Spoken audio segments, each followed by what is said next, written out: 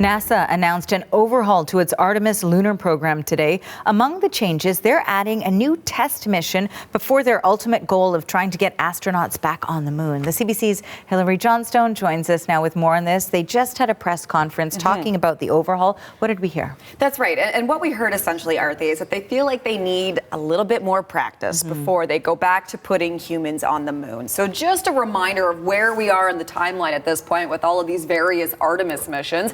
Artemis I launched back in November of 2022. It's Artemis II that we're now all waiting for. That will include Canadian Jeremy Hansen. That's the one where they're going to slingshot around the moon. And then what was supposed to be Artemis III, that was when they were going to finally return humans to the moon. They're now saying no. They're going to call that Artemis IV, and Artemis III will be a new mission. It will be a crewed mission, a NASA capsule to Earth's orbit to dock with at least one prototype lunar lander vehicle made by either SpaceX or Blue Origin. And earlier today, we heard from the NASA administrator, Jarek Isaacman, and he made the point that back in the 60s, for example, they didn't just start with Apollo 11 and put humans on the moon. They had all of these little mini missions as well, gearing up, getting ready. The other thing that he made the point on today is that going 3 or 4 years from Artemis I to Artemis II, that's a long time. You want those intervals to be a lot shorter.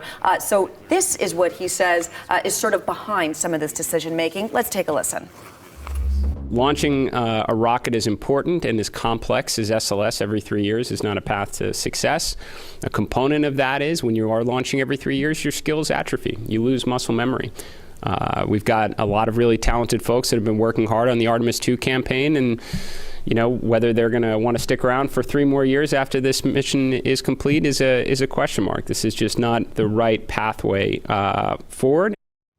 So where are we on the timeline now? Well, they're hoping that this new Artemis III mission, that it could launch as early as next year, 2027. And then they are still hoping to return humans to the moon, which of course will now be called Artemis IV, by 2028. And just sort of an update here, a reminder of why we're still waiting for Artemis II and Canadian Jeremy Hansen to blast off. There have been a number of unexpected leaks. In particular, there have been a number of hydrogen leaks that have sort of unexpectedly caused some of these problems.